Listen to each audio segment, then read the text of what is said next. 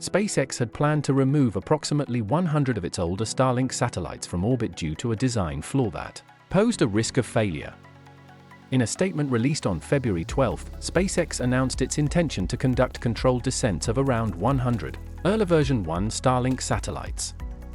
These satellites were identified to have a common issue that could potentially lead to failure while in orbit. Although these satellites were still operational and serving users effectively, SpaceX deemed it necessary to address the identified issue to prevent potential failures in the future. However, the company did not provide specific details about the flaw or which satellites were affected.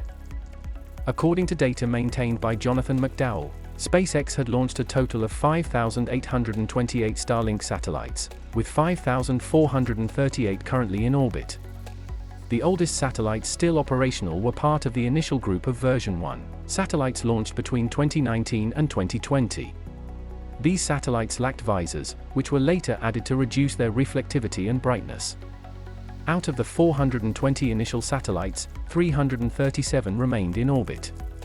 SpaceX stated that the deorbiting process for these satellites would occur gradually over approximately 6 months. During this time, the satellites would maintain maneuverability and collision avoidance capabilities. Additionally, they would take responsibility for any high-risk conjunctions in accordance with space safety and sustainability practices. The rapid expansion of the Starlink constellation, which is currently the largest in orbit, has sparked discussions about space traffic management and sustainability. There have been calls for new regulations to govern satellite growth and ensure timely deorbiting at the end of their operational lives. SpaceX noted that the removal of older satellites would not impact Starlink broadband services.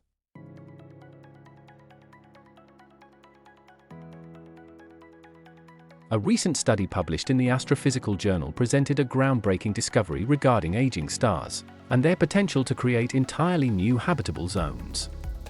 As stars evolve into red giants, their luminosity increases, which can have significant effects on planets once situated within their habitable zones. For instance, when our Sun transitions into a red giant, its habitable zone will expand outward, leading to adverse consequences for Earth, such as the loss of its atmosphere, water, and ultimately, life. However, planets located further from the star may experience the beginning of their time in the habitable zone. The question arises, is there sufficient time for life to emerge on these newly habitable planets?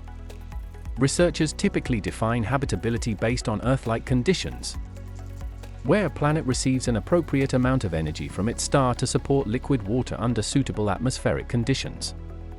Earth has sustained habitable conditions for billions of years, while the Sun remained in its main sequence phase. Nevertheless, stars evolve over time. Main sequence stars eventually deplete their fuel and transition into the giant branch, leading to an increase in luminosity. This warmth can thaw previously frozen planets and moons, allowing for the persistence of liquid water on their surfaces and creating a period of habitability. However, as the star's luminosity continues to rise, these planets may become too warm, ending their habitable phase. Nonetheless, this situation is not permanent. Subsequently, the star enters the horizontal branch, resulting in a decrease in luminosity. During this phase, the habitable zone shifts inward again, offering these outer worlds a second opportunity for habitability. New research delves into these shifting habitable zones and their impact on planets and moons. Titled Multiple Habitable Phases on Outer Exosolar Worlds, the study, published in the Astrophysical Journal, is led by Victor Sparman, a theoretical astrophysicist from Uppsala University, Sweden. The authors emphasize the importance of evaluating the possibility of extraterrestrial life arising during these periods of habitability, introducing the concept of time in habitable zone, TIHZ, to quantify the duration of habitable conditions. The study explores outer worlds orbiting between 5 and 45 astronomical units, AU, around Sun-like stars, calculating their TIHZ. Results indicate that multiple habitable phases exist for each outer world, with some planets experiencing transitions in and out of the habitable zone several times. This suggests that certain outer worlds may indeed have long enough TIHZ for life to emerge, mirroring the conditions that allowed life to evolve on Earth.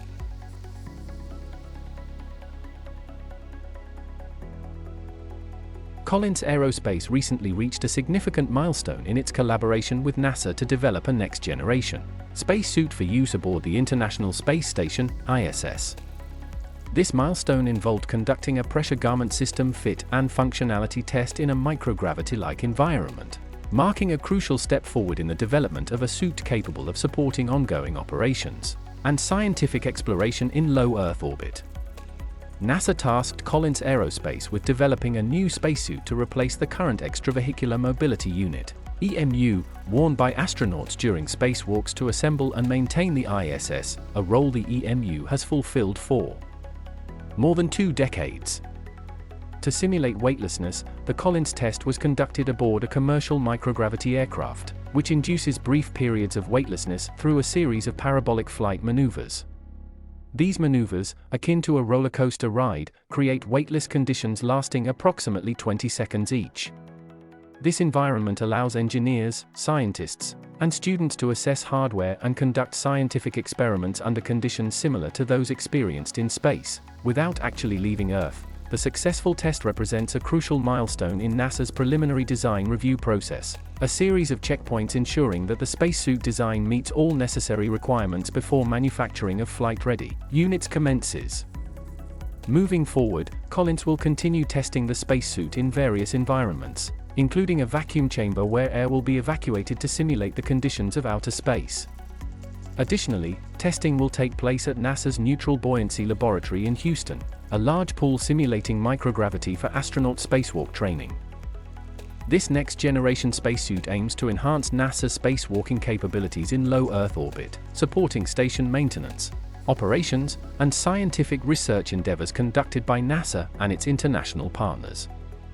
It represents a crucial step forward in demonstrating new technologies for future human and robotic missions, ultimately benefiting humanity through advancements in space exploration.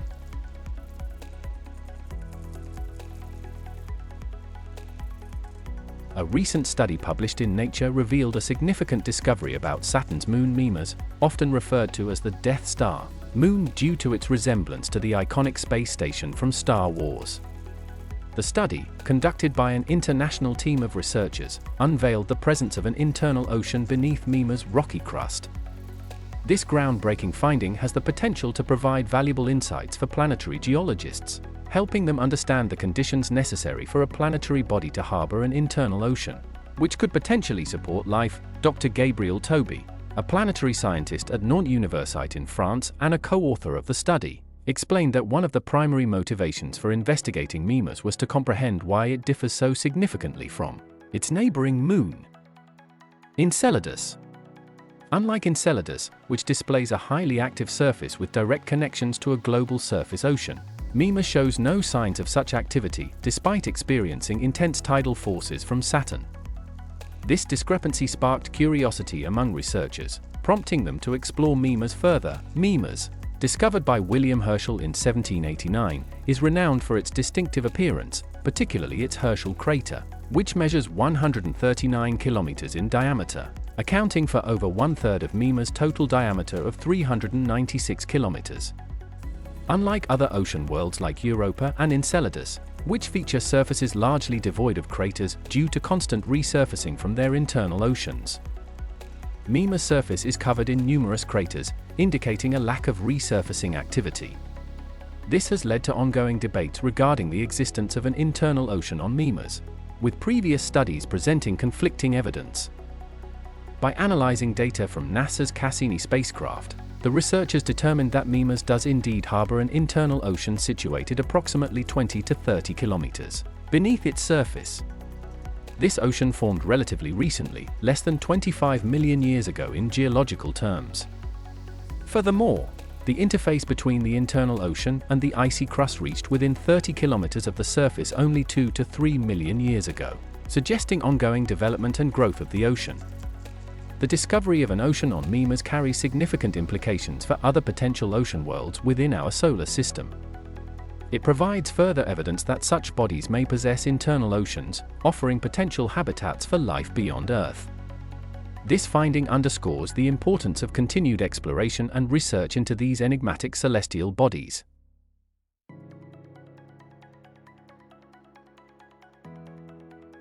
On February 15, a Falcon 9 rocket successfully launched the first lunar lander by Intuitive Machines, marking a significant milestone in the company's ambitions to achieve the first commercial lunar landing.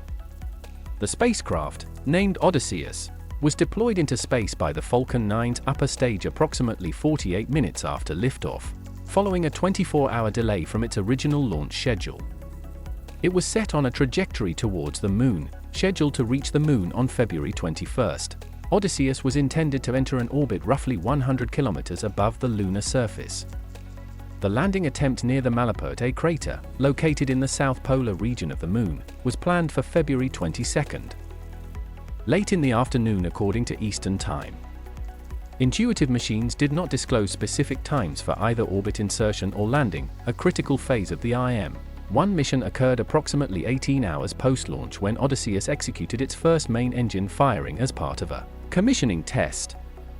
This engine, utilizing liquid oxygen and methane propellants, was developed by Intuitive Machines and would later be employed for trajectory corrections, lunar orbit insertion, and the landing itself. Steve Altemus, CEO of Intuitive Machines, emphasized the importance of this maneuver, stating that successful execution significantly boosted confidence levels in the mission's success. Prior to liftoff, Odysseus was fueled with liquid oxygen and methane, with a minor setback related to off-nominal methane temperatures, delaying the launch attempt by 24 hours. The IM-1 mission payload included 6 NASA-sponsored instruments aboard the Nova C lander Odysseus, along with 6 payloads from other customers, including Eagle CAM. The lander was designed to operate for 1 lunar day, equivalent to approximately 14 Earth days. Initially, the landing site was planned to be between Mare Serenitatis and Mare Crisium, but it was eventually changed to Malapert A near the lunar South Pole as of February 2023. Additionally, Odysseus carried the artwork Moon Phases by Jeff Koons as part of its payload, marking the first sculpture installation to reach the Moon since the Fallen Astronaut sculpture by Paul Van Hoedonk was placed there during the Apollo 15 mission in 1971. Furthermore, a radio frequency mass gauge (RFMG) payload was included to estimate propellant availability during the mission, representing the first long-duration test of an RFMG on a standalone spacecraft.